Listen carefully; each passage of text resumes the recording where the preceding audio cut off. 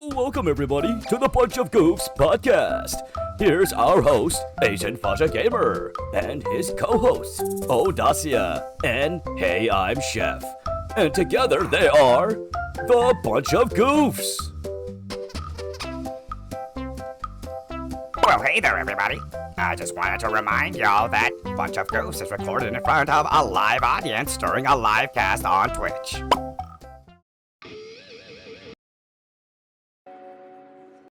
Start le background music. No, you're not allowed. Excuse me, sir. There is no excuse. All right, sassy pants. Either way, hello everybody and Need to welcome. paint contact. We just can't start one without that, huh?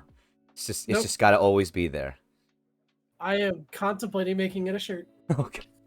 If you make it a shirt, I will put it on the merch store as a collaborative with Rage Game, right? Rage Gaming? Rage Quit Apparel. Rage Quit Apparel, sorry. Which, for those of you who don't know, Rage Quit Apparel is Chef's merch store line. Definitely should check it out. He is going to be revamping it, but either way, check it out. So, doing our intro, now that I've been interrupted by Taint to Taint Contact. Hello, everybody, and welcome. I mean, it's always an intro. Always an interruption. I mean, nobody expects taint to taint contact God damn it. because you got to move some stuff out of the way to get the taints to touch. Alrighty then. Hello, everybody, and welcome to another episode of A Bunch of Goofs. And today's subject is not taint to taint contact. Is actually about. That's on the after show. Today's subject is sci-fi versus fantasy in video games. Son of a bitch. And what is up, Esh Plume? Thank you so much for being here. And Scotty, we would really appreciate all of y'all for being here on our Twitch livecast podcast. Thank you so very much. And of course, for those of you who don't know, we have been posting Bunch of Goofs. We are starting to post Bunch of Goofs on YouTube. Oh.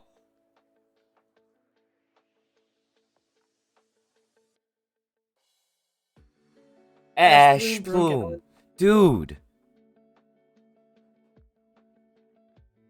Sir. Thank you. Thank you so much for that donation. You know you don't need to do that. I fucking appreciate you. With all my heart. Lies as expected. You, sir. He works me to death for no wages, guys. Now he's asking me for more. I'm gonna rub your taint with my big toe. And I'm not gonna cut my toenails. Ooh, even kinkier. Blood play. Oh, God. No. Just no. All right. Anyways, let's get on with the actual subject, with this sci-fi versus fantasy in video games. Now, we can start this off with two of the biggest fantasy games that we know of. Although one of them is not exactly Chef's favorite. Which is Oblivion or Elder Scrolls versus Halo. Again, don't get me wrong. I like Elder Scrolls. They are fun to watch. But fuck do I want to put my head through a wall every 15 minutes when I play those games. Understandable. 100% understandable. The most fun I ever had playing Skyrim was doing an unarmed run with a fucking Khajiit, and I didn't even make it a quarter of the way into the fucking game. Although it was really fun using Lydia as bait as I was punching a dragon to death. Okay, his volume is a little bit low. Give me 1 second. I can actually fix that because I have this wonderful thing. I'm also pretty far from my mic. Yeah, I guess I can get closer. Yes. Jeez. Let people see your beautiful face while it's being distorted by that. God damn it, go away. No, not that. God damn it. There we go. I was breaking things. I can hide behind my mic. No. Okay, see. Hi, everybody. I'm Chef. Okay, this is not an ASMR stream. Please don't. Please don't, sir. I'll just start clicking with my non-existent nails. You gotta have one of those earlobe things that you nibble on. I think that's what it is. I don't know. And what is up, Pro Hungry? Appreciate you being here on Twitch. And honestly, it is a little bit of a it's a preference thing. I know there are some people who use ASMR to actually relax and fall asleep. Do the Whisper song by the Yin Yang Twins. Oh, I don't even know the lyrics to that song. Oh god. Okay. All right. So back into subject as our ADHD takes us fucking everywhere. We were talking about. I am so fucking dead ass tired right now. I'm surprised I can concentrate enough to even fucking do this. So. Was Gabby okay? First off, Gabby Kun, thank you so much for telling me, because I'm gonna tell you right now, whenever people change their screen names, I am never gonna remember you, because I have a hard enough time putting a name to the face when there's no face, just a name. That's all I've got. So thank you so much for letting me know. I do appreciate it. We're trying our best. I'm just saying, like, I feel really bad whenever I forget somebody, because I'm not trying to forget anybody. I appreciate everybody who shows up and supports us, but it's also hard to remember when people change their name. No, shut up, chef. I didn't do anything. I didn't say anything. That's all in your imagination. Sure, imagination. Imagination. God damn it! I use that so fucking much in everyday fucking use. Like, SpongeBob is an integral part of our lives. We grew up with it. I mean, shit. Scotty and I had a fucking argument the other day that was very much Patrick and SpongeBob. Pink, yellow, pink, yellow. We were just fucking around. It was essentially the same fucking thing. Oh yeah. And no, you are very not wrong with that. SpongeBob had a lot of inside adult jokes that were very much so on the surface, but if you weren't an adult, you didn't get it. Why did you say that in the longest way possible? Because you're very not wrong. You could just say you're very right, or you're right on that one. You added like 3 extra words. Shut up. Stop trying to make this a Skyrim version of fucking talking, okay? I'm not. This is just how I talk. This conversation is like walking from fucking Whiterun to goddamn Mordor or some shit. No, but then you end up right back in Whiterun. I know. And you can't fucking fast travel. Now, back to the subject, if we possibly can. We were talking about Halo versus Elder Scrolls. Elder Scrolls. Now, when you think about it, like, if you put anything from Halo in the Elder Scrolls universe, they're gonna fucking panic. So if you put anything in a Halo in the Elder Scrolls? Yeah. No. That's like saying if you're gonna put Doom Guy in fucking Animal Crossing, he's gonna panic. No, he's not. He's gonna do the same shit that he was doing anyway. Welcome to fucking Spartan 117 Master Chief. Now the fucking USNMC fucking Marines, yeah, they can't handle a 7-foot tall fucking alien or a little tiny, little person of a grunt with 2 grenades. So sure, they're gonna see a dragon and go, "What the fuck?" But Spartan John's gonna be like, "Hey, I can kill that." That's true. That is true. Now, in terms of like magic versus sci-fi energy weapons, yeah.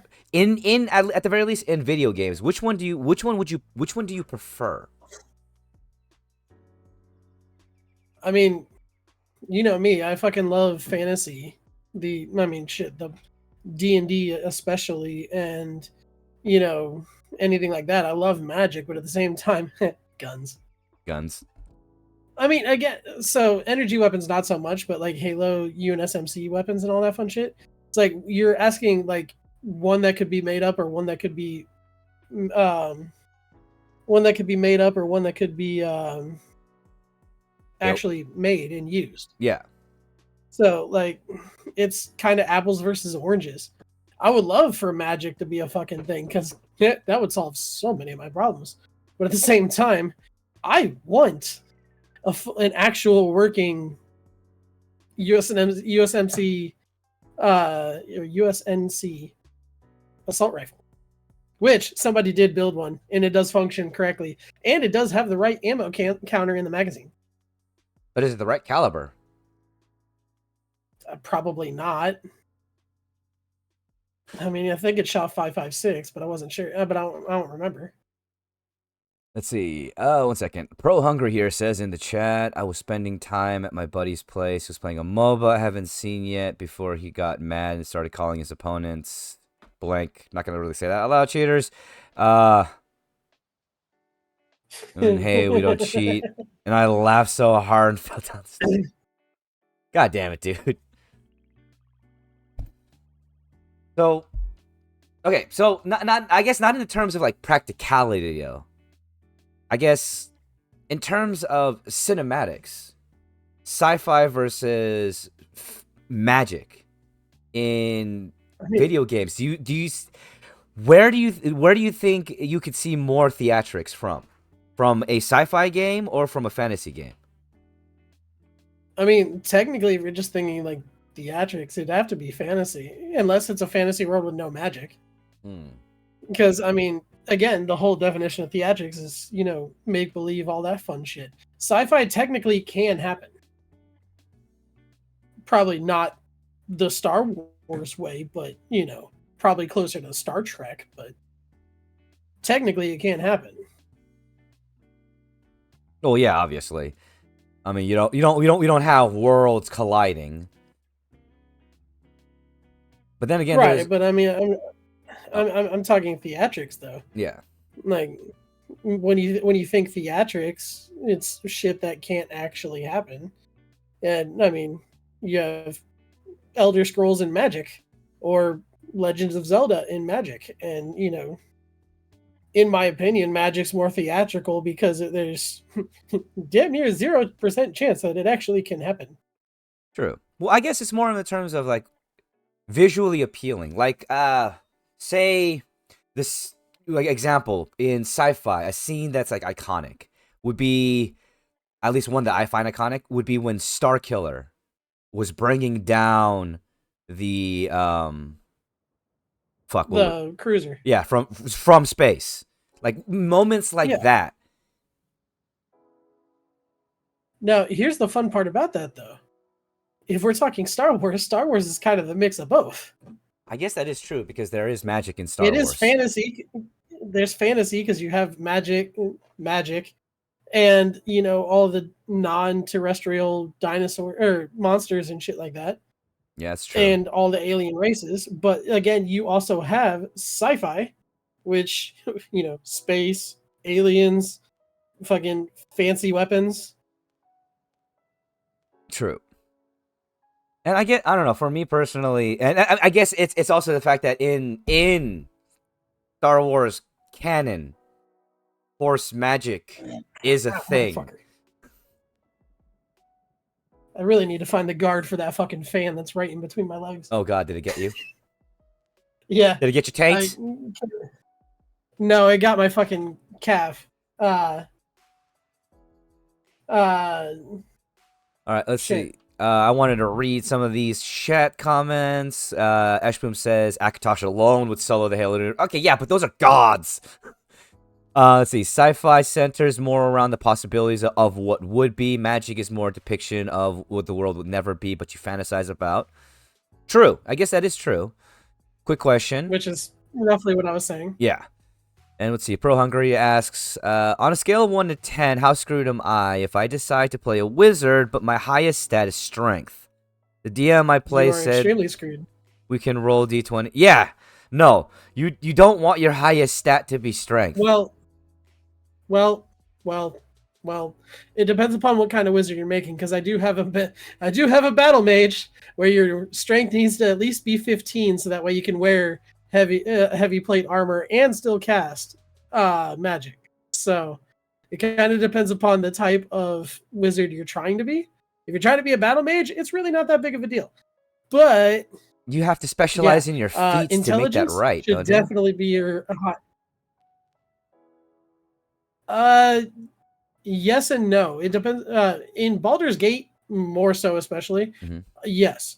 In 5e, no. You can pick a hill dwarf, which is automatically proficient in medium armor and shields, and then the only thing you have to get is the heavily armored feat at level 3, Okay. and then you can wear plate armor. All right, I guess that's not too bad. All right, let's see. So, can you think of any moments that are like that iconic in a fantasy game, though? Do what? Sorry. Sorry. Can you think of any moments that are as iconic as the one that I mentioned involving Starkiller in a fantasy game?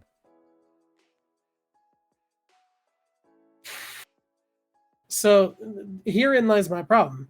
In other medias, I prefer fantasy over sci-fi, like movies, books, especially.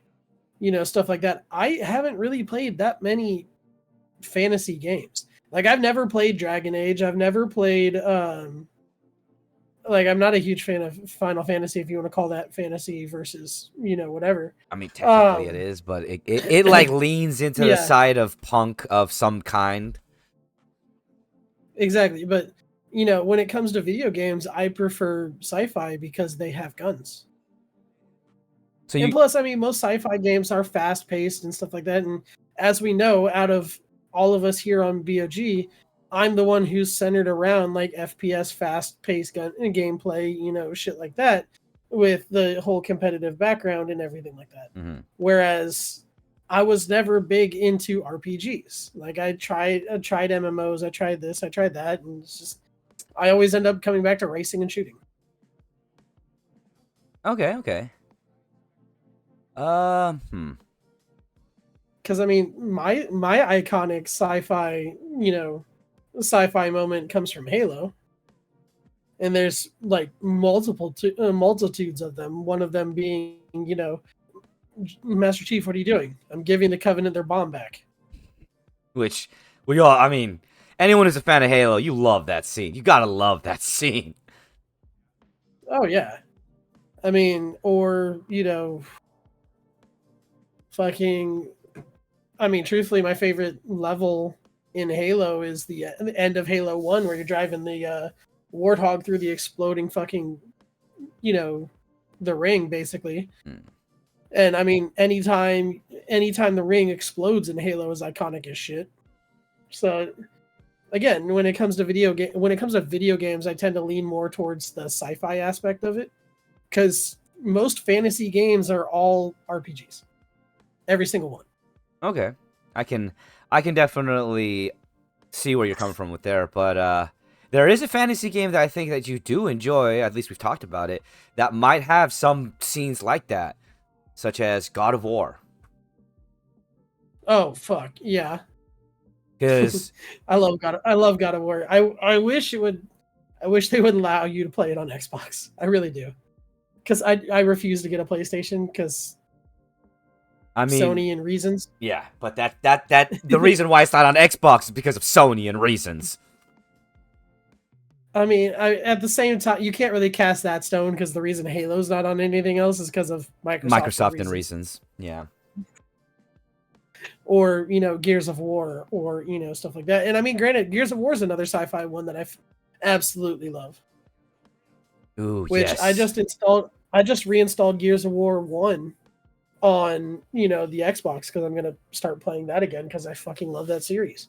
So how do But you? God of War was awesome.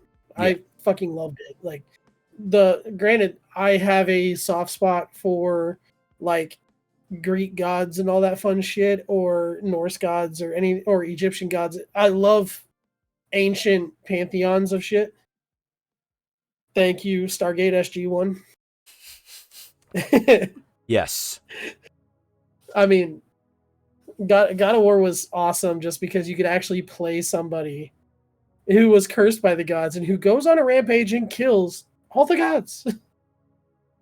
She's like, fuck you. You guys are assholes. Yeah, because, I mean, when you really think about Greek mythology and you go into the gods, they're all kind of assholes. Just saying. Oh, I mean they are in every depiction of them except for anything that has to do with kids, like the Disney movie Hercules and all that fun shit. Yep. So, which, by the way, best voice actor in that entire fucking movie is James Woods. of course, it would be James Woods for you. Hades is fucking hilarious. Okay. No, you're not wrong. I love Hades. The best part about Hades in that fucking movie, while we're talking about it, is the fact that he's not a bad guy in that movie. He is somebody who's just tired of his fucking family and tries to do something about it because he's the one that's kicked out of everything. Yep. And he's the laughing stock of the entire family. And he's just sick and tired of it. He's just tired of it. Plus, he has Cerberus, which automatically makes him awesome. Three-headed doggy. But, I mean, anything with God of War that's iconic for fantasy stuff is any of the kill scenes. Like, some of the fights and everything like that are pretty good. The puzzles are mediocre, let's be honest. Yeah. They were very rudimentary. Elder Scrolls has better puzzles. I will say that. But, I mean, God of War was more of a button masher. I mean, half of the puzzles were solved by grabbing a door and smashing X until you pushed it up. It was like, congratulations, you win. I mean, God of War was one of the first sensationalized QTE style games. Yes. But, I mean, it was a very violent fucking game. Like, one of the iconic scenes from God of War 2, I think it is, there is a follower of whatever god you're going against. I can't remember what. He's standing at a dais. And it's got a fucking stone tablet on it. And Kratos grabs him by the back of the head and starts smashing his head into the stone dais until the blood pools off of the dais and fills up the fucking markings in the floor. And proceeds lets the level proceed. Like I said, God of War was fucking amazing for so many things, but the brutality in it was the best. Oh yeah. Oh, now. And yeah, Scotty, Alan and I were just talking off stream about how they're killing the Xbox 360. Yeah, we were just talking about that before we started. Another game though, if you haven't tried it out, I highly recommend you try to find it. I believe, no, actually I don't know if you can get a modern version of it right now, but it's called Ashura's Wrath. And I can tell you right now, some of I saw it on a store somewhere.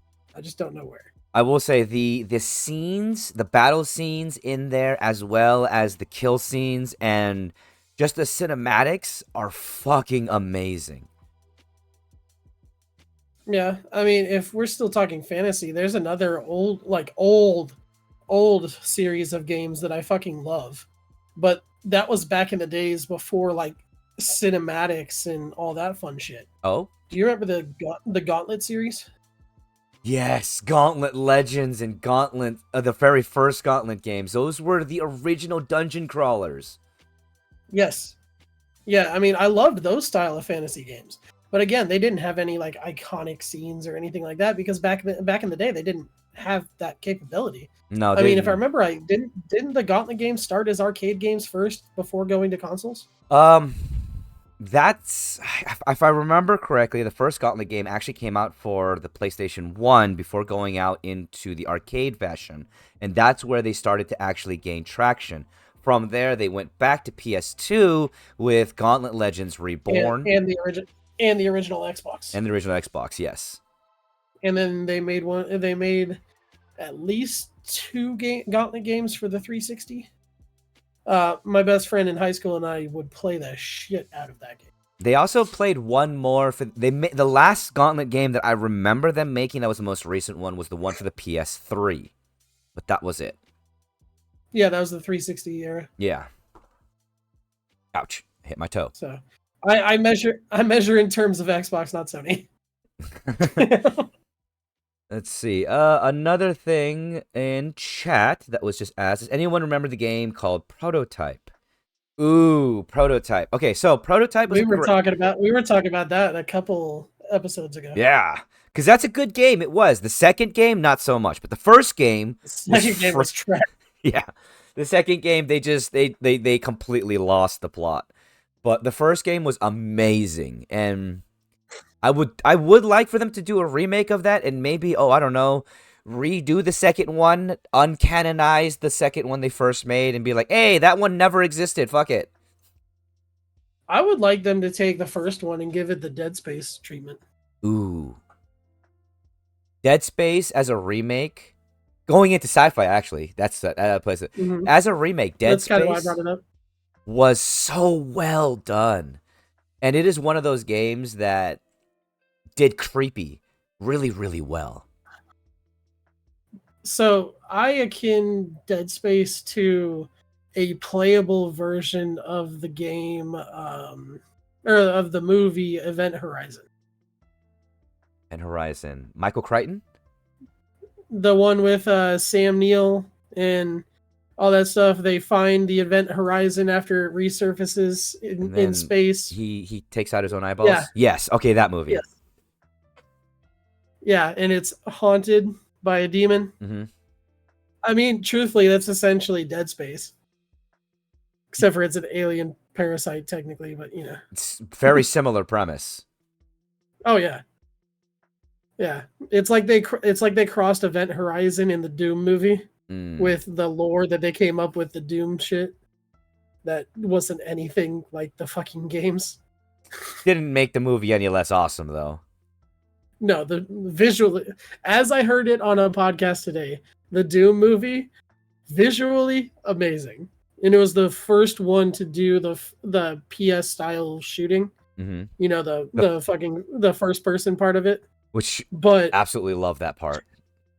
Lore wise, fucking wrong. Let's see if I remember. As Pro Hungry says, if I remember correctly, in Prototype, there's a virus, and you're like Patient Zero, able to absorb the virus into weapons. Not sure though. Essentially, the way the virus in Prototype worked, and yes, you were Patient Zero because you were used as an experiment, and you broke out. That's why you're the Prototype. But because you broke. I was gonna say, Pro Hungary's technically not wrong. You did absorb people and weapons and shit like that, and cars, tanks, buildings, the world, essentially. It's like Venom, but on crack. He's hungry. He's not just gonna eat the brains, though. He's eating everything. Wookiee for president. You know what? If there was a Wookiee running, I would definitely vote for them. They get pissed off the debate, just rip the arm off and smack people with it. Well, you win. Mainly because everybody else is afraid. Does anybody have a rebuttal? Nope. I drop out. We're done. We like our arms in our sockets. So, Mr. Wookiee, Senator Wookiee, what is your response to the housing crisis in America? The fuck did he say? Is Han Solo here? We need a translator. Need C-3PO because he's the only one that can actually. No, Han can. No, I know Han. Everybody can. So, fun little random sci-fi fact. It's been confirmed, kind of, that Wookiee is kind of telepathic. If you spend enough time around the Wookiees, you can understand them and they understand you, but you don't have to translate into either language. Huh. It's actually pretty cool. I didn't know that. I mean, think about it. Han understands Chewie, but responds back in English. True. The same thing with everybody who talks with Chewie. Or anybody who talks with any of the... Like, Wookiees. Wookiees never bother to learn anyone else's language because they don't need to, apparently. I mean, technically, if I'm remembering right, like, it was some little offshoot random ass fucking thing that I saw. But I think, like, Wookiee language has something to do with using a little bit of the Force subconsciously. That would make sense. That also would make sense why they were wiped out, because they were one of the most feared by the Sith if they were ever to become a Jedi. Give me a second.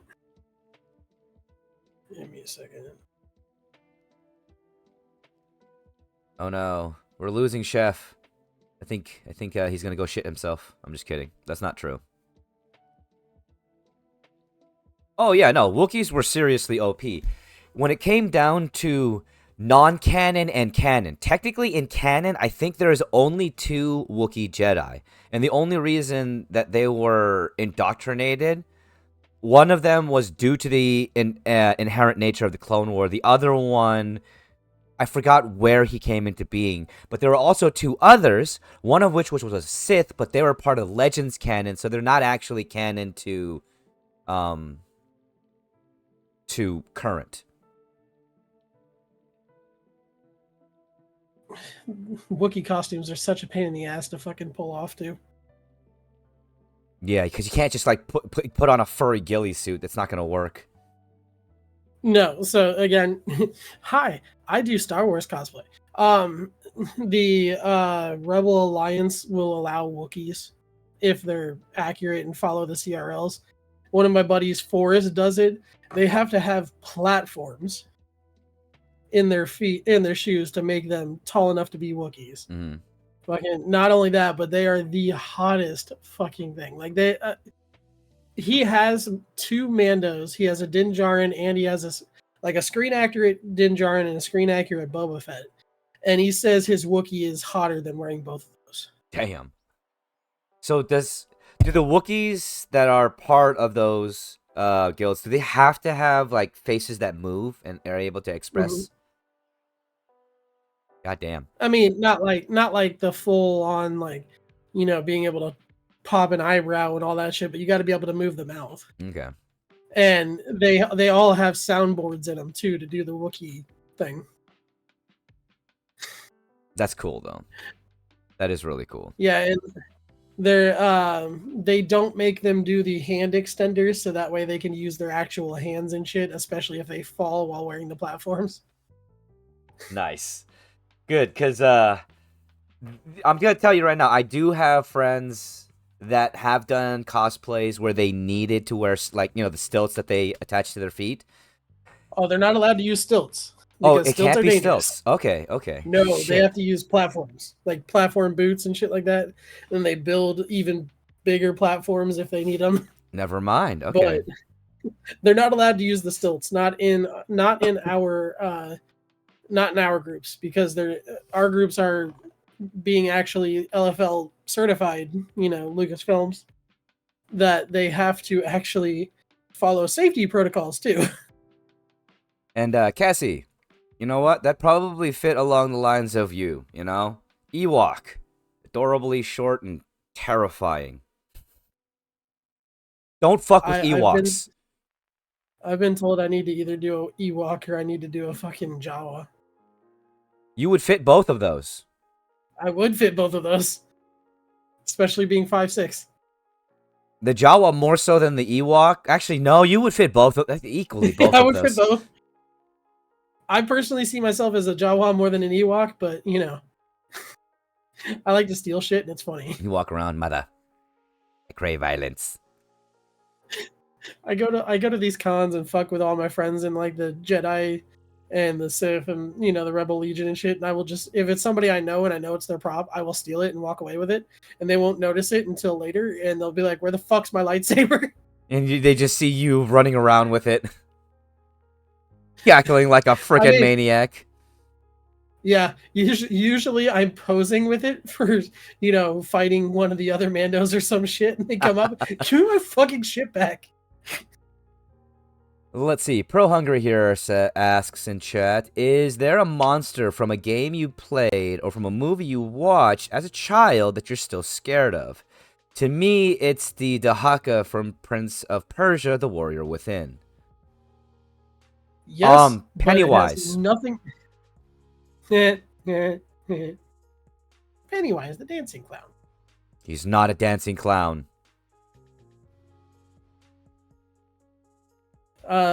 Yeah, mine actually comes from a horror movie too, and it's a ridiculous one. And the only reason I'm still afraid of it and refuse to watch the movies is because I got scarred with it as a fucking kid, and that is Jeepers Creepers. Jeepers Creepers, where'd you get them peepers? Pennywise is not my nightmare fuel. Pennywise is amazing. There's a reason it's my favorite Stephen King book. I own 2 copies of it, one in hardback and one in paperback. Don't get me wrong. I love the one. I love the original movie telling with Tim Curry. I love the books. It's just I have some trauma involving Pennywise and that movie because my brother made me watch it when I was 5 and then shoved me into a pillowcase and then threw me into the closet and then locked the closet door. That was fun. But I have not. Oh wait, is the gate the one with Johnny Depp? No, that's the 9th gate. Never mind. Let's see, the gate. The gate. I don't know if I know that one. But no, I fucking love Pennywise. Like Tim Curry doing it, and the new dude. The new dude actually did a very good job at doing Pennywise. They stayed closer to the books in the new movies, but also at the same time cut out a lot of shit that I wish they would have done, because technically we have the technology to do everything with the turtle and all that fun shit, the out of body experiences and everything. But they just cut it because if you haven't read the books, you don't really know it. But if you've read the book, then you know the significance of it, and it's just only the hardcore fans are the ones that are pissed off that it wasn't there. So, okay, involving actually, because this is technically fantasy, but going into specifically Stephen King, how did you feel about the media rendition of The Dark Tower? I haven't watched it because I haven't read the books. Wait, you haven't read the Dark Tower books yet? No, I haven't been able to find a fucking set of them yet. It's just like right now I'm trying to find a hardback copy of Christine, and it's like fucking $150 something. Yeah, I tried finding that one for you too. I'm sorry.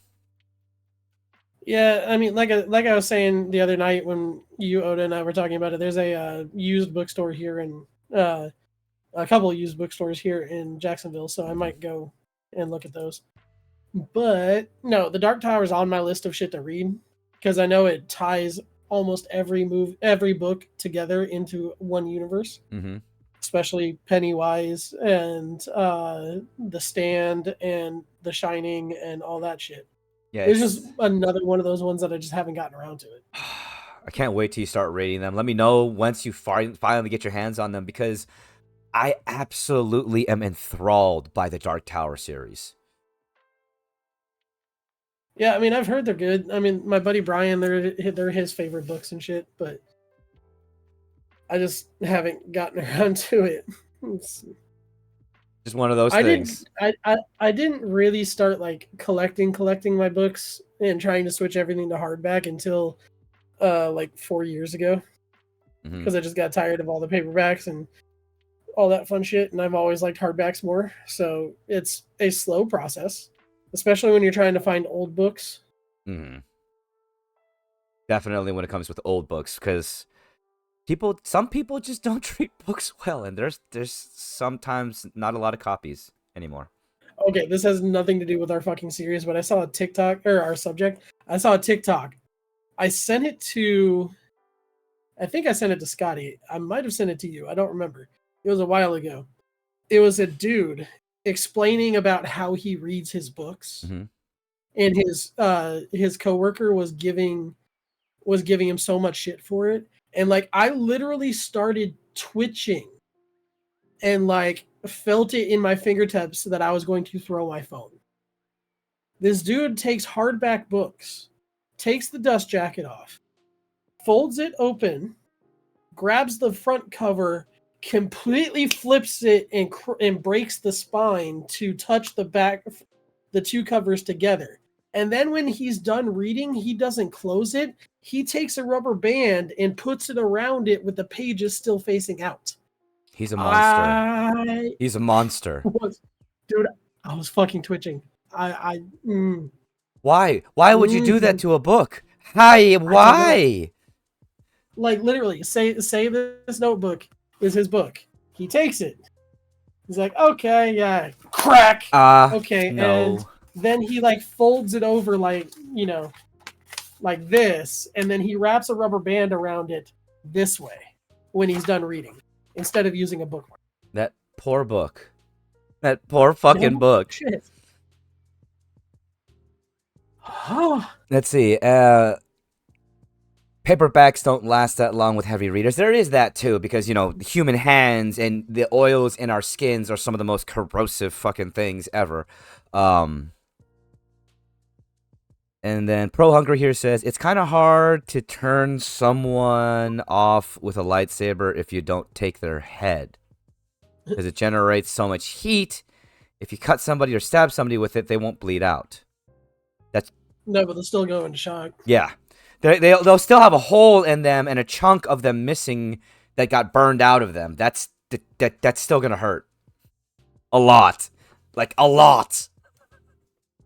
And depending on where that hole is, that could cause more problems like internal hemorrhaging and, I don't know, blockage of organs and nerve. There's just so much that goes wrong. Having a hole in your body, even if you cauterize it, is not a good thing. There's a reason I want a lightsaber butter knife. Because you want to cut your toast. Yeah, because it wouldn't be bread at that point. I would be cutting toast. Mm-hmm. Could we survive Alien versus Predator? No. Yes. What do you mean, yes? Yeah, we could. Nukes. Okay. I will concede there. I will concede with that one. You win.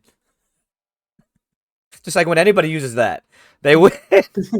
You lose, but you win. I also there's a shirt on my shop right now, and it's not one of the ones that I'm going to take down when I revamp. I love the shirt.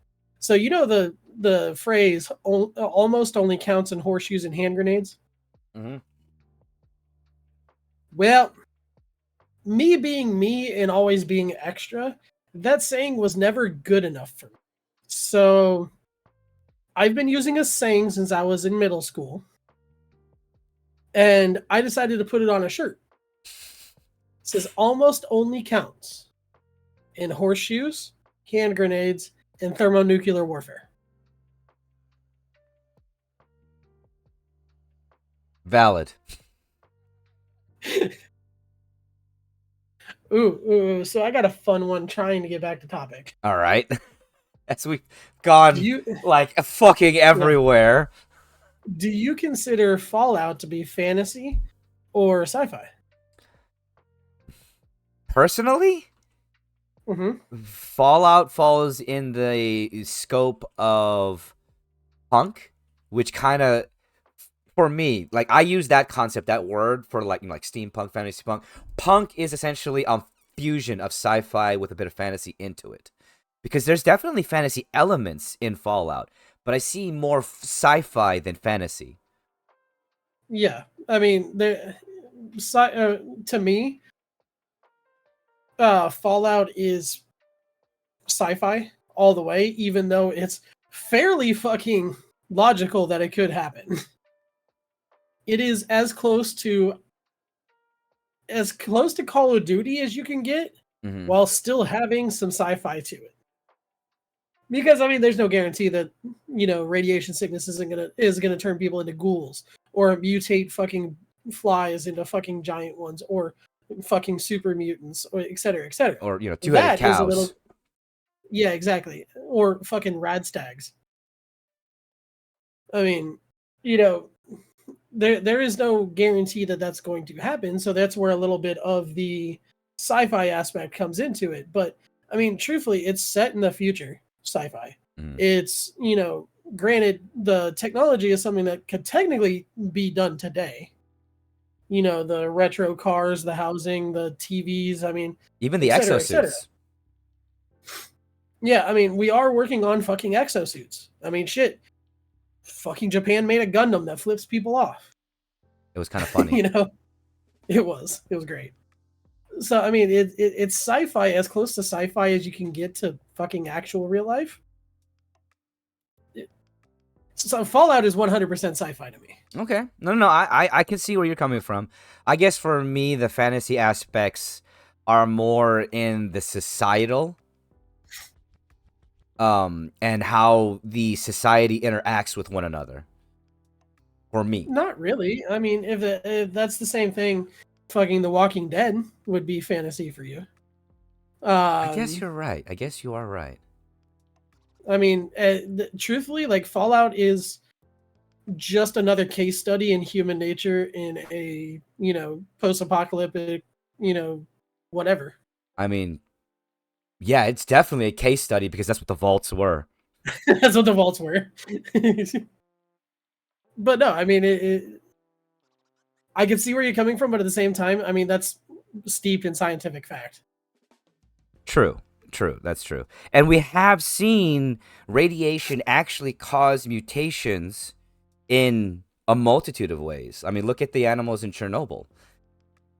Hell, some of the science that was spoken of in one of my favorite movies, the Godzilla movie with Matthew Broderick, where he talks about the worms, is an actual scientific study that was being done on those worms. Yeah. Yep. Was he on 3 Mile Island or was he in Chernobyl? I can't remember. I believe he was in Chernobyl.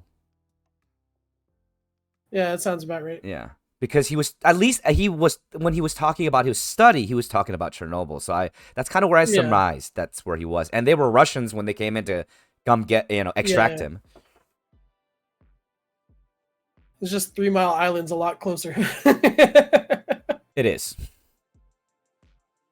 Which I just love the fact that in that movie they again, a sci-fi movie, because even though it happens in modern times, there's no fucking giant lizard coming out of the ocean. No, that's not going to happen anytime soon. That's straight radiation from the Bikini Atoll. Oh god. Where SpongeBob came from. That there's a reason why that the lagoon is green, and you see actual radioactive barrels in the fucking town. Yep. Because SpongeBob is nothing but a one-sided joke about all of America's nuclear experiments in the Bikini Atoll. That's why he lives in a pineapple under the sea in Bikini Bottom, Bikini Atoll. That's why a sponge can walk around and talk. That's why there's people, fish. So there's a fact, while we're on the subject of nuclear testing, Fallout, all that fun shit. I want to see somebody in a sci-fi nuclear game reference a fact. It is a 2-part fact. There is a radius from the blast site where all the frozen pizzas in the grocery stores are cooked to perfection. Also, on the flip side of that, there is a radius from the blast site where all the people are cooked to perfection. Yeah, no. I just want it in a passing comment in like a Fallout fucking game or some shit. Like a DLC or something where you go to one of the cities that physically got hit by the fucking bomb. You find cooked people and cooked pizza. Someone put them together and is now selling people pizza. You know, it would actually be a really fun sci-fi Fallout game, or at least a DLC or something like that. You're somebody who was not in the vault when the bomb went off, and play it from the original day. Ooh. A Kind survivor. of like Gears of War is doing E-Day. You know, the day that the grubs came out of the ground. I want a prequel to Fallout. Okay. I actually like that idea. And that actually, speaking of, I'm really glad you brought that up because that circles back around to a question or something, a subject that I wanted to talk about, which was the new Gears of War game that's coming out. Yep. Now, how do you feel about it being a prequel? Not having, I Oh, I fucking love believe it. Marcus and they're not, none of them are going to be in it, right? Yeah, they are. Oh, they are? Yeah, you're playing as Marcus again. Oh, okay. So we're not going to be playing as his son. No, fuck his son. Good. I hated Gears of War 4 after Marcus dies, and then I do not like 5. You mean you don't like the Brofest of 5? Dude, I haven't even finished 5. It's another Halo Infinite all over again. I know. It's just Let's take a game series that is known for being point A to point B, and we're gonna give it an open world aspect. Do what you fucking want. Why? You have a formula. Stick with the fucking formula. mm-hmm. People already don't like the characters, and you're just trying to finish the story at this point. And we don't want you to finish that story. No. But the fact that the next Gears of War that's coming out is E-Day is fucking amazing, because the first game, Marcus has been in prison for, I think it's like 8 years or some shit. Yeah, for insubordination, right? A court martial. Yeah, a court martial. Which you end up finding out what that was later on in the game. Mm-hmm. I'm hoping that since we're doing it on E-Day, since we're doing it on or starting on E-Day, we will actually get to see the insubordination that gets Marcus thrown in prison. It had to do with his dad, if I remember. Yeah, his dad. You actually found it out in Gears of War 3. His dad, or 2. Sorry, Gears of War 2. His dad was in their family mansion doing experiments, and it got rushed by the grubs. So Marcus took a helicopter and went to go save his dad, and it didn't work. He failed. His dad was presumed dead until he pops back up in, like I said, 2 or 3. I can't remember which. I'm gonna guess his insubordination was the fact that he didn't pull out when he was supposed to. No, it was the fact that he was told he wasn't allowed to go save his dad, and he stole military equipment to go save his dad. Oh, okay. It wasn't the fact, it had nothing to do with anything other than the fact that he stole all the shit. Well, that's probably bad. Yeah, well, I mean, again, he also disobeyed orders. Even though his dad was working on, stuff to fight the grubs and everything, it was a scientist and all that fun shit. It was supposed to be a virus, wasn't it? That was gonna wipe them all out. Yeah, and that's why I think it was 2. It wasn't 3. Mm-hmm. But when Marcus was told he wasn't allowed to go, so he grabbed his shit and fucking ran. I mean, stereotypical military storyline. How many movies are like that? How many games are like that? Et cetera, et cetera. It's Rambo all over again. Yeah, Rambo, fucking, everything else. But, it's one of those things, like, we'll actually get to see it from the beginning. Kind of like how I like how with The Walking Dead started when Andy Lincoln woke up. Mm-hmm. Or when Rick woke up. Rick Grimes, technically, but yeah. Yeah. The actor's name is Andy Lincoln. Mm-hmm. But yeah. So we didn't get to see, like, we saw when he got shot, which was before day 1. Then he wakes up and the world already went to shit. So there's a big time lapse there. So that's why they did Fear the Walking Dead, which started a couple days before day 1, but in LA. Mm-hmm. So you got to see everything go to shit, which was fucking awesome. I love when they do that. Like, when you have a good series, Gears of War, Walking Dead, etc., that starts technically in the middle of the shit. It doesn't start in like at the very beginning. I love that fucking shtick when it comes to movies and shit, because hey, all the boring shit already happened. Watch what happens now. Yeah. But you still have questions, what happened here, what happened there, etc. And now they're dropping a game that will physically show everybody's favorite two characters, because in the fucking trailer it's Marcus fighting somebody, fighting a grub if I remember right. Yeah. And then fucking Dom saves his ass. Granted, both are young as hell, which is awesome. So I don't know if I doubt we'll meet Baird, because Baird had his own problems, hence the reason Gears of War Judgment Day, where he did his own insubordination and shit. Yeah. Which, if I remember right, that happened on E-Day as well, or shortly after it. Something like that. But, and I doubt, and we won't meet Cole either, because Baird was thrown into the team to do the intelligence, because Baird knew about the plan to basically nuke the fucking grubs. And it would be a suicide mission. Baird knew about it. Cole was thrown into this shit because they found him in a firefight. The Cole train. So, exactly.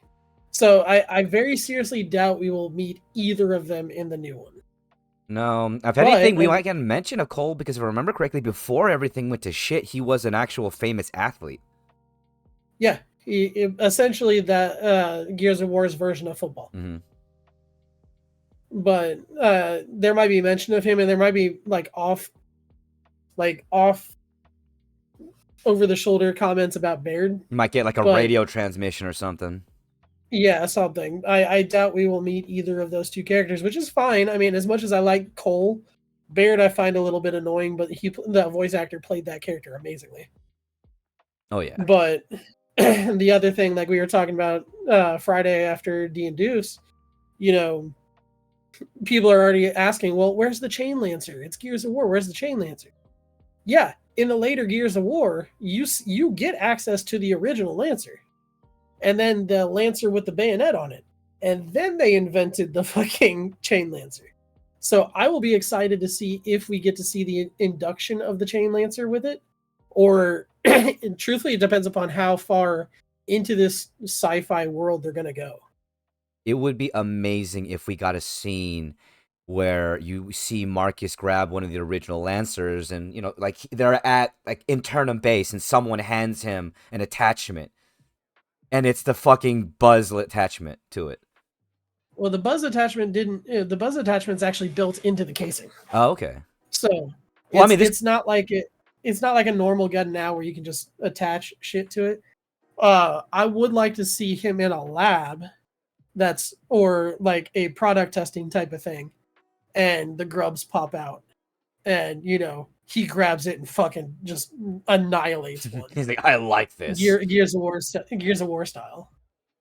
But I mean, I'm not gonna hold my breath for it. I'm sure if they do give us the Chain Lancer in the prequel, it's literally gonna be just because it's everybody's favorite weapon from the game. Okay. Now, if they don't, I understand that, because technically, time period wise, they didn't have the Chain Lancer. Right. Now, I do hate to do this, but I do want to take a small break because we have been live for an hour, and I do want to go to the bathroom. But before we do that, I do want to address some of the comments here, because let's see. It's hard to make a story to an open world game because you already go late game areas in the first hour. It's like Chef said. If you already have a game with an established, functional formula, don't deviate too much from it. You can add stuff to it, but don't go straight 360 and do something different and add something that takes away from the original aspect of the game. And if every survival game ended the way Subnautica did, where you owed somebody money, it'd be very much so, well, that'd be reality. Either Wait, way, is that how Subnautica ends? yeah, no, in Subnautica, you accumulate debt at the end of it. And they will tell you how much you owe the corporation for having used their resources to survive. That's fucked up. Yeah. All right, everybody. We are going to take a quick be right back break. We'll be back in a few minutes. I'm just going to go to the bathroom and check up on a few things. But I do appreciate everybody for being here. Thank you all so very, very much. And yeah, we'll come back and we'll continue talking about sci-fi versus fantasy. More than just video games now. We're just talking about whatever, sci-fi versus fantasy now. But either way, we'll be back. Well, hey there, everybody. Did you know that Asian Fascia Gamer has a Patreon? That's right, everybody, and we're here to tell you about it together. Subscribers have a chance to see content early, as well as request content on higher tiers. That's right. You can ask Asian Fashion Gamer to read you a story, talk to you about lore or gameplay, or many other things. But wait, there's more. Subs that have been stayed around for 3 months or longer get special gifts. And if we reach our stretch goal of 10 subs or more, we will continue to add more to the Patreon, making it better for all of you. So please consider, at the very least, checking out Asian Fascia Gamer's Patreon. Maybe subscribing and supporting him. And of course, we thank you for your time.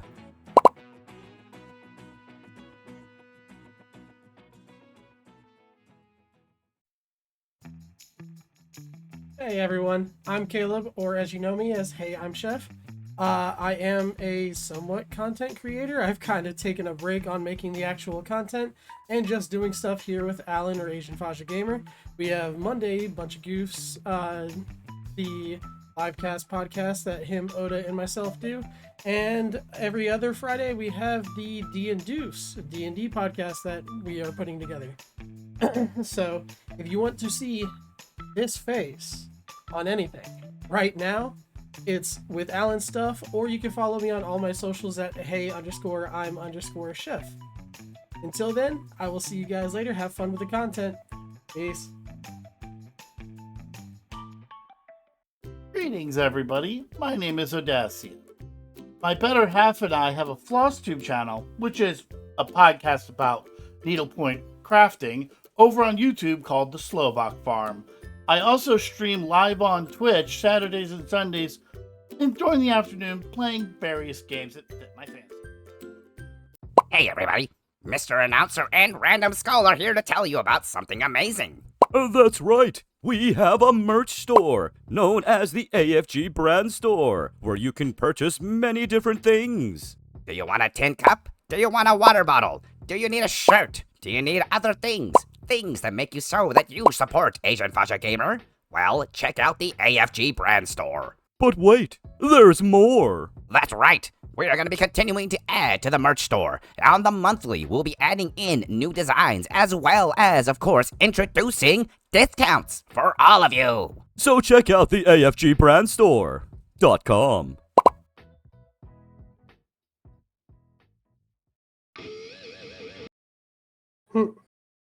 I mean, it happens. I click on the wrong one. We end up on the 3 screen, and we're not in the right map or right positioning and all that. Either way, hello everybody. We're back from break. Thank you all so much for sticking by and for your patience. Now we're continuing talking about sci-fi versus fantasy. Now we were sticking within video games, but you know what? We went everywhere, so we're gonna keep going everywhere with it. We're just gonna keep doing what we want. That's what we do. I do what I want. Whatever, I do what I want. All right, now, fuck.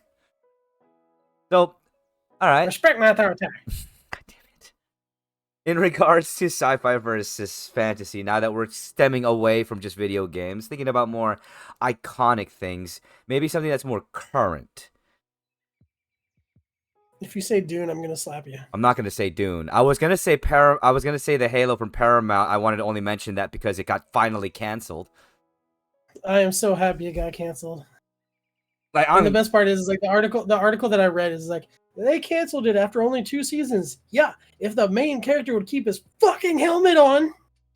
Right? And if they didn't, completely destroy everything with the Covenant, having them have a human fucking arbiter? What the hell? Who the fuck knows? No. Scotty brings up a good one. Ooh, Hunger Games. Okay. That's a good one to talk about because there's the books versus the movie. Now have I you mean, the movies are okay-ish towards the books. They aren't great, but they're pretty good. I mean, there are certain Some of things the that they omitted, but honestly, they stay pretty true to the books in my opinion. A lot of people there's a few things that they didn't, but they can't stay 100% true to everything. They can't fit everything into a book, or from a book into a movie. not unless of course they wanted to do the same thing they did with The Hobbit, which would have been bad. Or Ready Player One, which they should have given the Hobbit treatment, but They didn't. And honestly, you know what? I'm going to talk about it because Ready Player One was Well, let's go to the Hunger Games first. Then Yeah, we can go to Ready yeah, Player One, Yeah, because I will rant my ass off about that shit because I fucking love that book series. Because there's two now. There's Ready Player Two now. Mm-hmm. Which that came out But in 2023? 22, 22. if I remember right. But I mean, what was it? Hunger Games. I mean, Hunger Games was a great. I'm gonna go sci-fi because it's definitely not fantasy. There's not magic and all that shit. No, I would definitely say sci-fi, dystopian sci-fi. Yeah, definitely dystopian sci-fi. I mean, look at District 13. Mm-hmm. But Jesus Christ, that's as dystopian as you get. it's David Bowie's dystopian. What, fucking the Labyrinth? Yes. But I mean, the Hunger Games I feel was a great sci-fi. I mean, right there along the lines with Fallout. It's something that could happen because people are fucking demented anyway. But I mean, it is a good sci-fi novel series and movie series. Definitely one that I really did enjoy, especially the premise of it. Like the dystopian premise of it worked really well because when you think about human nature, that's exactly what we would do. That's exactly what a government would do at the very least, given that level of control. Never mind, not going there. But that's another book series that I need to get. Which is The Hunger Games. So you haven't gotten that series yet? No, I either rented them from the library or I believe I have them digitally on my Amazon Kindle account. Okay. Now, in regards to Hunger Games and the story, how did you feel about some of the challenges that they did in those particular series? Like, what do you mean? In terms of like a Colosseum style battle, like. Well, I mean, look what ancient Rome did. I mean, there's multiple civilizations now in history that use Colosseum style fighting, gladiator fights, et cetera, for different levels of entertainment as well as also corporal punishment or capital punishment, stuff like that. I mean, it may be a sci-fi style, like dystopian sci-fi style book and movie, but it's steeped in actual history. I mean, fucking using a death match has been very well established throughout history anyway. So I mean, all it is just another cyclical application of different styles of government and punishment. I guess that's true. That is true. Now, is there a favorite character that you had from at the very least? Because I'm guessing you haven't. Have you read any of the books? Yeah, I've read them. Okay. Like I said, I either rented them for libraries or I have them digitally. I think I've got a couple of them digitally, but okay.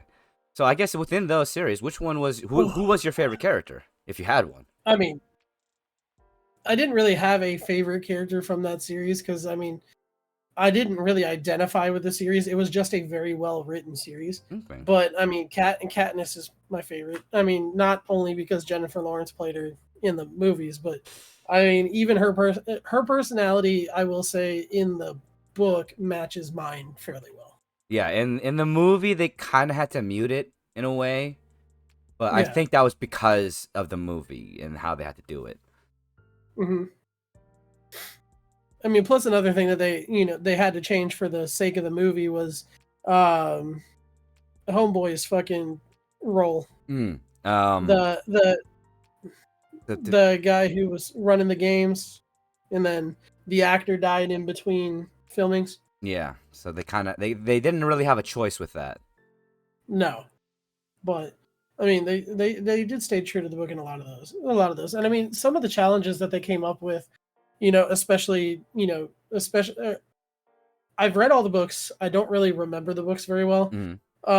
But like in the movie, like I do know that the Tournament of Champions essentially having the clock was in the book, Mhm. or in the books.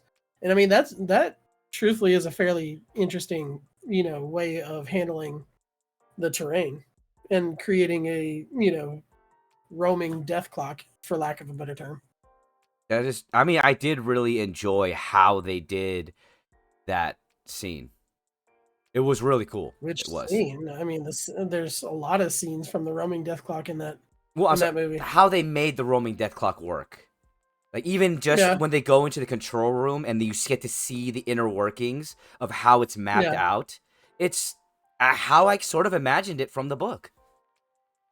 I will say, like everything in that movie. Well, that's the second movie, right? Yeah, that's the second movie Mhm. and the second book. Everything that they depicted in that movie was fairly spot on from what I, imagined in the book, or while I was reading the book. The baboon scene, the fucking the Mockingjay scene, the, gas, losing the old lady to the gas, Mm-hmm. Oof.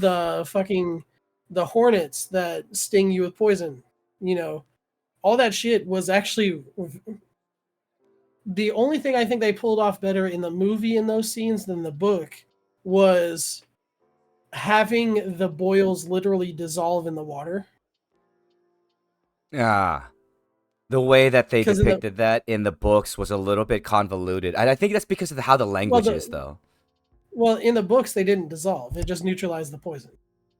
Didn't it? But Oh, never mind, never mind. I have to reread the no, books, but you're probably right. I'm pretty sure I'm right, but in the movies they actually had to dissolve them away because I mean those prosthetics are fucking annoying to wear. I bet. But also, I mean, you can't really. You have all these big name actors, especially actors and actresses that made the series, covered in all these boils and whelps and shit like that. They're gonna be irritated. I mean, it's the same thing with the Halo series. I get why the actor wanted the helmet off. Does it go against everything that everybody who's ever played Halo and read any of the books or watched any of the movies or anything goes like? Does it go against all that? Yes, but I get it. I mean, it's the same thing with Pedro Pascal in in Mandalorian. You do have to get some visual screen time with your face, so that way people know, hey, it's you.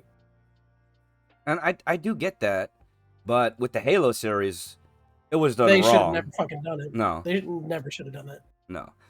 But I mean, with the Hunger Games, they had to take the boils and stuff like that off, so that way, for the comfortability, like I said, of the actors and actresses, but also at the same time, you can't go around with like, this isn't fucking Pirates of the Caribbean with an octopus slapped to your face and stuff.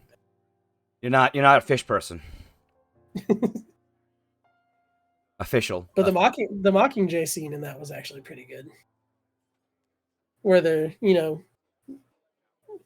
it's where the clock strokes. I forget what hour it was, but the Mockingjays, Katniss and Fennec get stuck, separated from the group by the invisible wall, Mm. and the Mockingjays are mocking her sister's screams and whoever Fennec was trying to protect. I Yeah. forget. No, that I'm gonna be honest. Like one, they did that well, but that was a hair-raising scene because of no, no, no. Birds with human sounding. Nah, I'm good. Well, I mean, on the flip side of that, you do realize why some of the birds sound the way that they sound in real life, right? Yeah. because there was the one musician who was playing in playing in the woods, every day, and some of the birds started mimicking his music. Mm-hmm. And then as they went generation by generation, they passed down his music as the bird call. And it became like something that was integrated into the species or that specific group. Yeah, I mean, it's something that can actually happen. I mean, parrots can mimic human fucking voices and shit like that, and et cetera, et cetera. It's just not to the quality of a movie, but Yeah. I don't know. It doesn't take away from the creepiness of it. Like, I don't like parrots, but it still can be kind of creepy. It's the whole same thing as, a child technically isn't creepy, but you put a child in a horror movie situation where they're the fucking ghost or something, and I'm gonna freak the fuck out. You don't even have to put the child, just put the pitter patter of feet and the fucking giggle and stuff like that. Yeah, I'll be out the fucking door. I'll be like, nah, I'm done. I'm not doing this. Why do you think I use it for Legends of Kree? I don't like it. But still going with fantasy, or sci-fi technically, because now we're a fucking Ready Player One. Mm-hmm. They really should have given that the Hobbit treatment. That one needed more than one movie to be able to tell that story properly, because we didn't get enough of the main character. Well, first off, I will say the book, if you never read Ready Player One, is about 1,000% better than the fucking movie. The only thing that they kept for the movie are character names, basic descriptions, but not really, and the fact that there's 3 fucking keys. They changed all 3 challenges. They changed all 3 locations. They didn't really change the storyline, but they did change the storyline. And the amount of references that are in the books and the detail that they go in the book and the detail that they go into far exceeds the movie. Like, the movie was rushed. They should have split it up into 3 movies, one for each key, with the final battle being in the last movie. And the best part is, it's only like a 300 fucking page book. But it's not that big of a book, but they packed so much shit into it.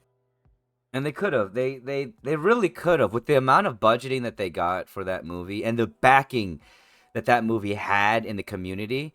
They should have, because they could have could have made it so much more money off of it if that's what their objective was. I mean, look what they did again. What they did with The Hobbit. The Hobbit is one fucking book. Technically, it's like one chapter from the original, whatever.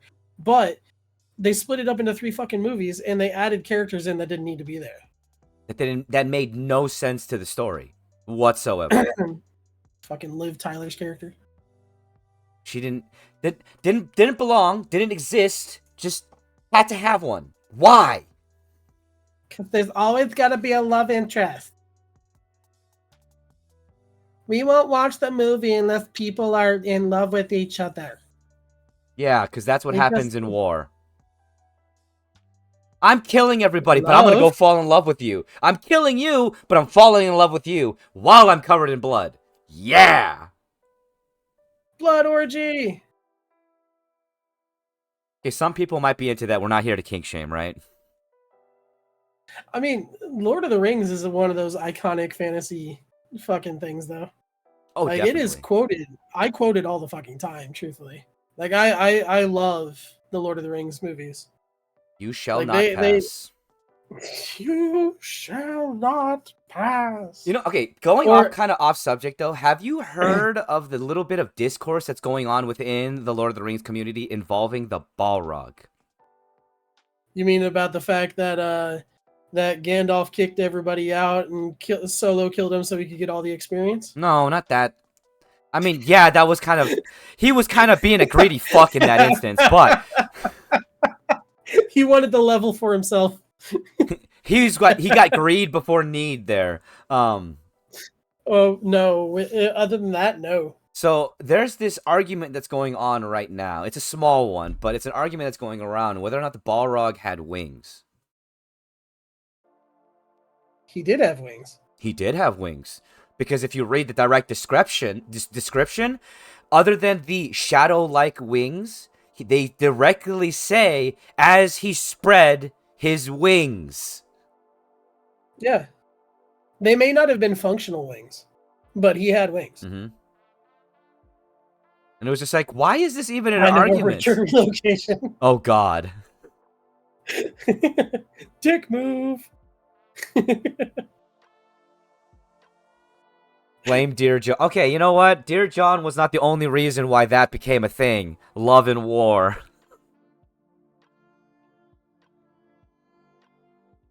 Oh, God. No, oh yeah, but when I it mean, oh, sorry. I was going to ask another one that kind of like fits in between. It fits in both categories ish. Okay. Fucking Avatar. Ooh. I mean, technically, Avatar is a sci-fi movie. That's what it's labeled as. But at the same time, I mean, it could almost be fantasy with the animals. With the way AWOL works, but Yeah, exactly. I mean, interesting. That's spirituality versus intelligence versus fucking sentience versus magic. Mhm. Yeah. I mean, interesting enough, they actually talk about how that connection works on a physical and biological level, which is very interesting. Because, God, I fucking hate the name of this, but the unobtainium actually has a biological imperative that works with the way all of the living beings connect with the world. Mhm. Dumbest name for fucking ore ever, but still. I mean, not only that too, but there's also biological precedence in the fact that mangrove trees. Technically, mangroves are one tree. Mm-hmm. Which is I mean, ridiculous. it's the same precedent. I mean, even in Avatar: The Last Airbender, they mentioned that, and there's another game that Scotty introduced me to, AFK Journey. They mentioned that there's one massive tree in the center of everything that has sprouted all of the forests in the world. Mm-hmm. That is, in Avatar: The Last Airbender, you see that in the swamp with the swamp benders. Mm-hmm. Technically in Pandora, it could be the same thing. And if you have a organic organism that spans the world, I mean, you can technically tap into the electrical signals and, transfer shit back and forth. I mean, look at fiber optic cables. It's the exact same fucking thing. Yeah, it's a network. It's just biological, but it's under the same premise of the transference of data in a way. I mean, look at your nervous system in your body. It travels from your brain to everything else. My brain is telling me to flip you off, so my finger does it. My finger It's points. the same thing. If I burn my finger, it tells my brain, "Hey, this is hot," and goes, "Oh fuck, this is hot." Yep. It's the same thing. I mean, that's another fan theory I've heard about Avatar too, is that it's all just one giant tree. A gigantic organism all interconnected, which is definitely a valid theory, but something that whenever James Cameron is asked about it, he's so fucking facetious. Well, it's James Cameron. He doesn't. Do you really think James Cameron actually thought of that shit? No, probably didn't. That was he's not the storyboarder. It's us fucking nerds that are thinking about this shit. Yeah. When it came down to it, I think I forgot who it was that said it. It was either H.G. Wells or another famous sci-fi writer, but one of them talked about it. It's that writers start the world, but it's the community that helps build it. Yeah. I mean, another fantasy world that's a book series and then got turned into a TV series. Granted, the TV series fucking ended on a horribly sour season, and the writer of the fucking books can't finish the fucking series, you fat fuck. Oh my god, really? Game of Thrones. Can Oh, y'all hear how salty Chef is that he has not written John Stark's portion? It's not even that. First off, there's no actual like confirmation that that's how he was gonna fucking do it. They outpaced his fucking books in season goddamn 4 of Game of Thrones. Mm-hmm. And then they went on to do what, 3 more fucking seasons without the goddamn creator of the fucking series. And then he got pissy because they killed somebody in season 4 that he was gonna kill in like book fucking 5 or 6.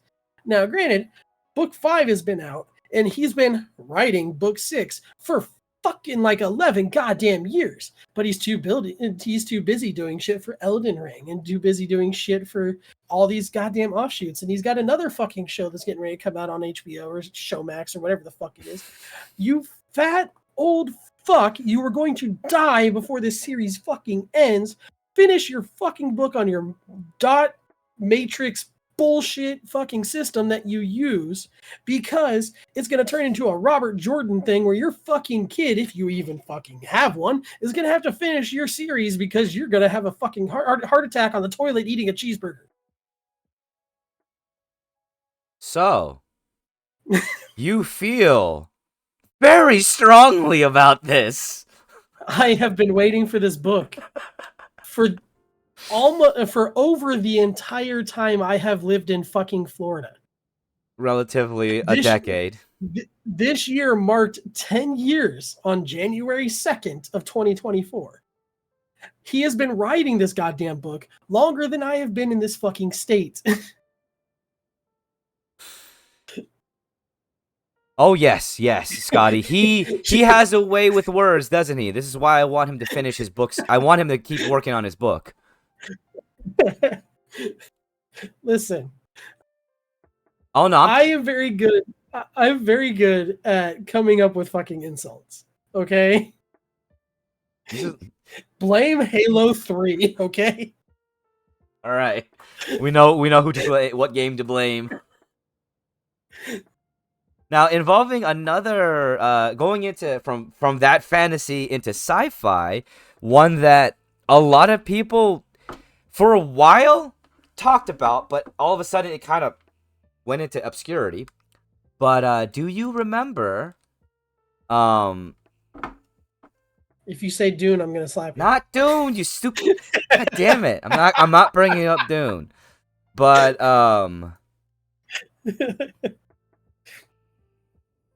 Hitchhiker's Guide to the Galaxy. Oh god, that has slipped into obscurity, hasn't it? It really has. But you want to know what's really funny? So, people who've watched the movie have a lot of qualms with the book. But people who read the book have a lot of qualms with its origins, the radio show. Yeah. But what they don't understand, that has always been canon to the series, is that every time the improbability drive has been activated, reality in itself in every point in time changes, which is why the story is so different every time. I know, it's fucking great, and people don't fucking understand it. People also don't understand why the meaning of life is 42. It's If you know anything about computer coding, you know why the answer is 42. The writer of Hitchhiker's Guide to the Galaxy loved fucking computers and coding. In coding, the number 42, every single number correlates to a fucking letter.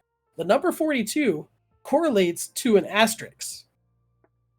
And if you don't know in coding, an asterisk is used as basically a fucking wild card. You put an asterisk in your code, and it can do just about anything. So, the reason the meaning of life is 42 is because it is an asterisk, which means it can do anything, which means the meaning of life is whatever the fuck you want it to be. And the weirdest thing is that was actually the key point of the movie, was trying to explain that to you.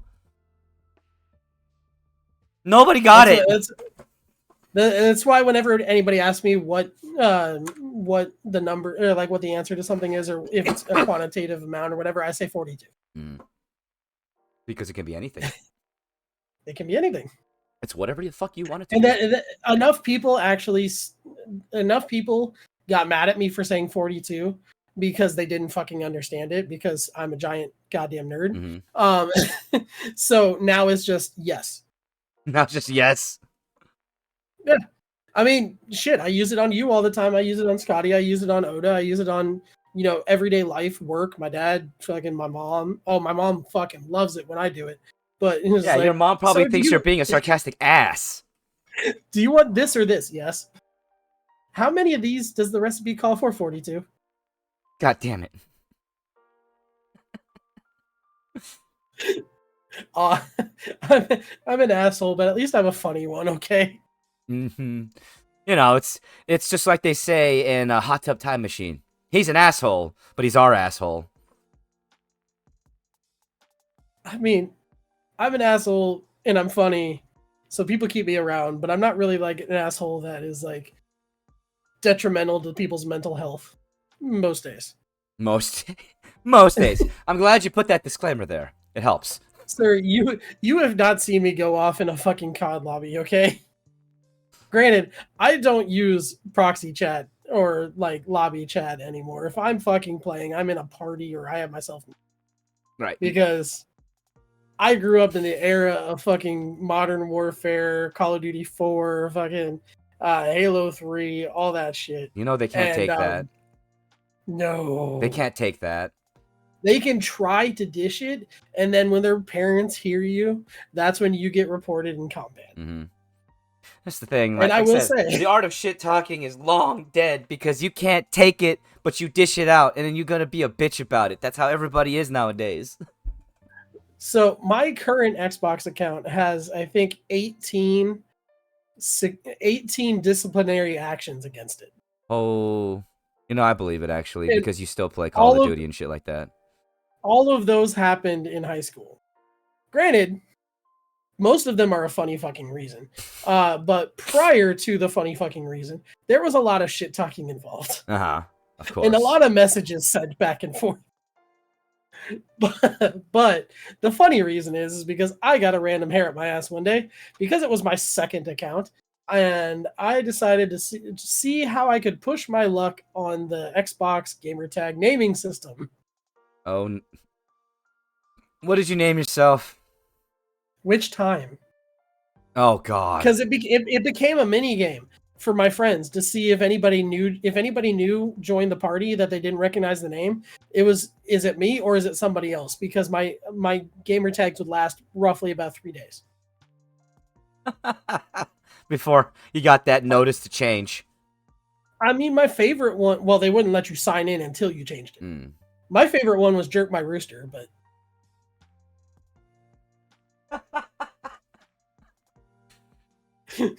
you know what? That's I gotta tip my hat off for you for that one, even though I don't have a hat on, because that was a good one. I mean, that was my favorite one. That one actually lasted about a week. I also had I can't believe that one lasted a week, to be honest. I mean, I had Choke My Chicken, Choke My Cock, but it was KOK. Yeah. They made me change my name 18 times. You loved it. Well, 13 times. And you turned it into a game. You're the one.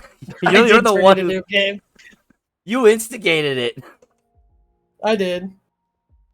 But I mean, again, that's what happens when you're in high school and you're bored, and sci-fi and fantasy games just aren't tickling your fancy anymore. Yeah, time to fuck with the GMs and such, the administrations. Shit. You know what fantasy game we didn't talk about? And I'm surprised because it is a very, very fun series, at least the first two. What? They have a good and an evil system in it. Oh, Fable! Holy shit!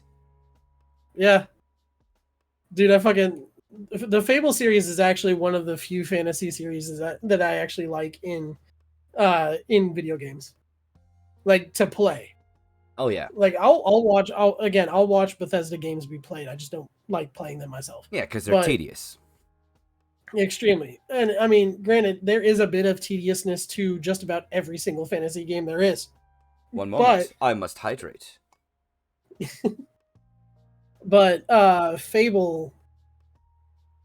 Fable was actually a pretty damn good series in the fact that the tediousness didn't outweigh the entire series. And there were so many fun things you could do. You can go kick So chickens. many. Yeah, because you can't do that in Legends of Zelda. Goddamn. No, you Or do that even in fucking Legends of Skyrim. Zelda, you get swarmed by chickens and you die. And if you do that in Skyrim, you get arrested. Or, you get half the town chasing you, trying to kill you. You turn around and all of a sudden they're all just right fucking there. Stop! Ah! God forbid you actually go to, that town again and just like, oh, hey, look, chicken. Oh, fuck! Nope. Oh man, I still remember that Fable 2 was one of the few games where you could eat a baby chicken whole, and it was crunchy. That was the description. I remember that, yeah. Yeah. Now, I will say Fable 3 fucking lost the plot of it all. Ooh. No, I'm sorry. Yeah, no, I agree with you. I was not a big fan of Fable 3. The colonial age thing, No, I mean, granted, this is the same thing with like Assassin's Creed, which that's actually a fun one. Is that sci-fi or is that fantasy? Because it has to deal with technology. It doesn't have to deal with magic. But some of the things that the fucking ones who came before did damn near seem like magic.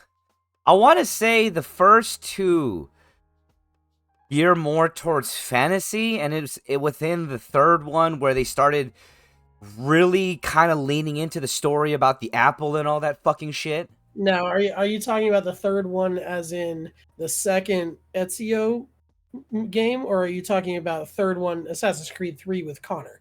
In Assassin's Because 3 that was with Connor. yeah, that's literally the one that killed Assassin's Creed for me.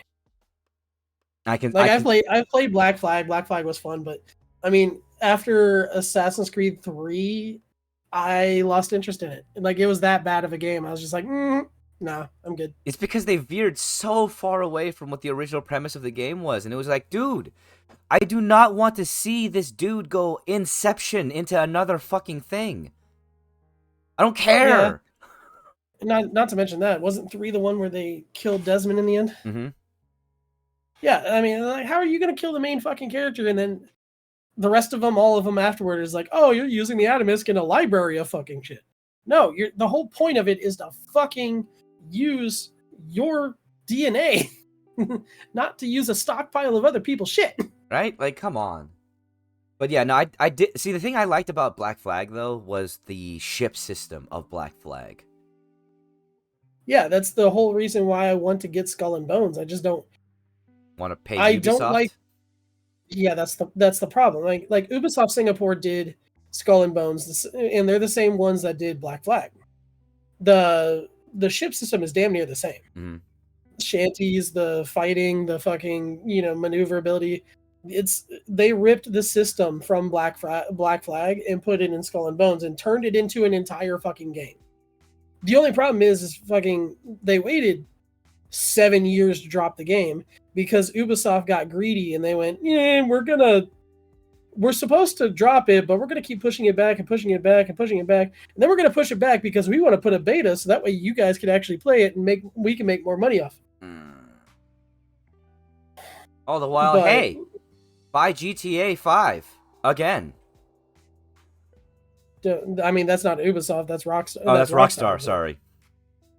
But I mean, same thing with Skyrim. That's true. Skyrim and GTA have both been out for 12 years on 4 different systems now. If I remember correctly, they actually hold the world record for the game that's been re-released the most amount of fucking times. They both do. It's I think Skyrim does because of special editions. But GTA's been on. They've both been on 360, Xbox One, and the Series S and Series X. Sorry, three generations. Why? And then, of course, we're going to get GTA 6 at $150. And a subscription. And a subscription. Because you don't own your games. I am so, like, out of love with Rockstar right now. Because, like, I want to play GTA 6. I want to play the story, but I'm not paying that fucking much money for it. No. Hence, the same reason why I don't have Skull and Bones. Back to the whole Ubisoft thing. You know, Skull and Bones is essentially just a full version of a small section of the Assassin's Creed Black Flag. Which, the game itself, like, I played the beta. I fucking loved the beta. Like, oh my god, it was such a fun fucking game. And then I saw the price for them releasing it. I'm like, no. Like, I'm not paying $90. Like, I could have got the basic bitch version of the game for fucking, I think it was $80, $79.99. Yeah, I think it was $79.99.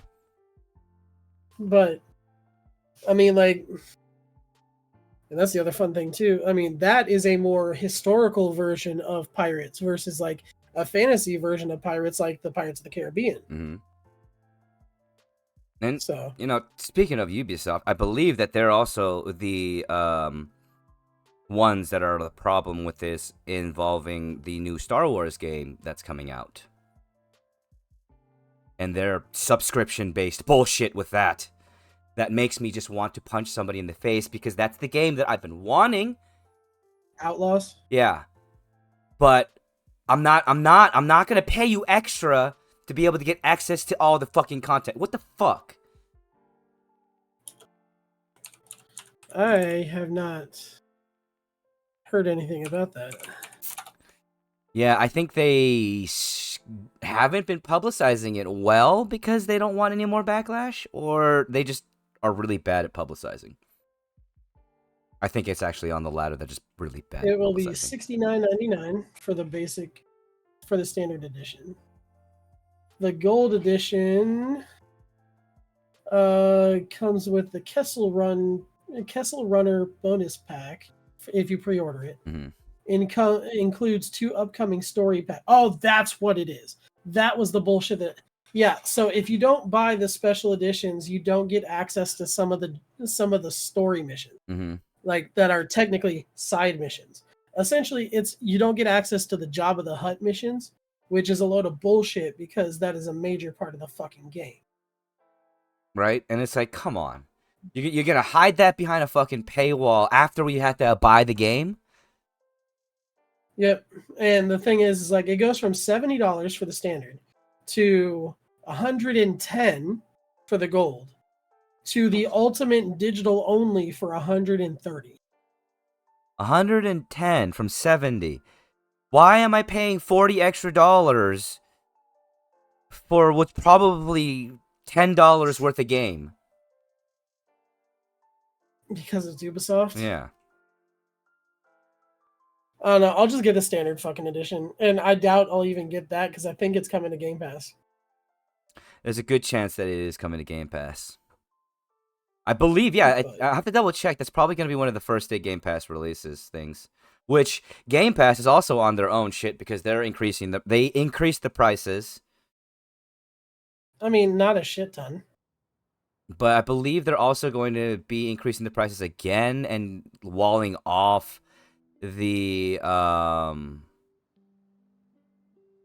what is it? The first day Game Pass is behind another paywall.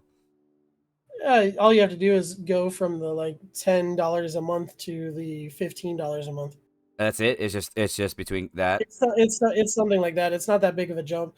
Oh, yeah. okay. And eventually, the base one that can't play the Day One Game Pass games or the premium Game Pass games, they're planning on getting rid of that anyway.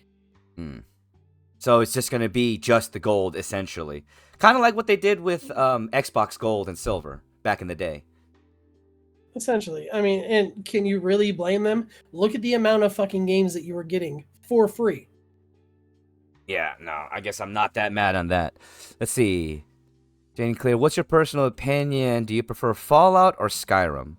So, me personally, I prefer Fallout to Skyrim, and that's only because Fallout had a more fun story with it. I honestly, Skyrim was very cookie cutter for me. And there's a reason why after playing it for 5 fucking years, I decided I'm done playing the game. I mean, for playing, neither. I can't stand either of them. They're too fucking tedious for me to play. Coming from a competitive fucking first person shooter. But watching them be played, I prefer Skyrim because magic and dragons and all that fun shit. But at the same time, I will say out of all the Elder Scrolls games, the Skyrim story is so fucking basic compared to, say, Morrowind or Oblivion. Mm-hmm. That's the thing. But That's the. I like. Oh, sorry. I was just gonna say I like fantasy and magic. Sci-fi I like for actually playing, so stuff like Halo or like Dead Space, etc., etc. Mass Effect not so much, but that's just because of the storytelling aspect of the game. But for watching, like if I am consuming it as a viewer, I will watch fantasy over fucking everything. Okay, good to know. I don't know. For me I mean, personally, I'm a fucking fantasy nerd, dude. yeah, true. I don't know. For me personally, though, I do have to agree with you, Jaden. When it came down to it, Skyrim was just very repetitive, and that's the storyline. It got really boring for me. But Oblivion, it had so much going for its story. It had so many different arcs, aspects, and just kind of little campy hokiness to it. Same thing with. I loved Oh yeah. I loved Morrowind. How you could kill the main quest NPCs and royally fuck up your entire game, and they're like, "Oh yeah, no, now you got to restart." So I hope you fucking saved before you did that. One of those games that taught us the cardinal rule of gaming when it came to single player games. Save. Always save. always save. I mean, there was one mission in Oblivion that was fucking irritating as shit, because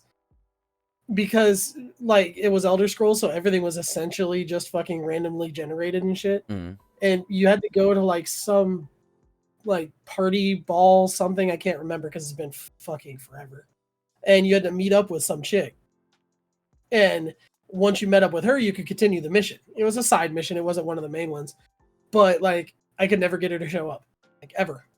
She would just be. She'd probably be wandering on the other side of town. No, it gets better than that. I looked it up one day, and because I'm playing it way after the fact. I'm playing it off of like Game Pass or some shit when I was playing it. I looked it up. Because it's randomly generated, this bitch can be fucking mugged and killed out on the fucking road as she's walking, like on some other part of the map. No. So like I went to the other part of the map where it said she could be, and it's like, oh, you'll probably find her dead. That bitch was like dead in a fucking bush. It's like, God damn it. That's a mission I'm not gonna be able to fucking play. Well, damn it. And the best part is because she's a wandering fucking NPC, you never know in which of your 10 million fucking saves that you've done, which one she got attacked in. Shit. But Oblivion also was definitely one of those games where it had errors abound, but they were fun to fuck with. Oh, yeah. I'm sorry, but I will always forever remember unlimited watermelons.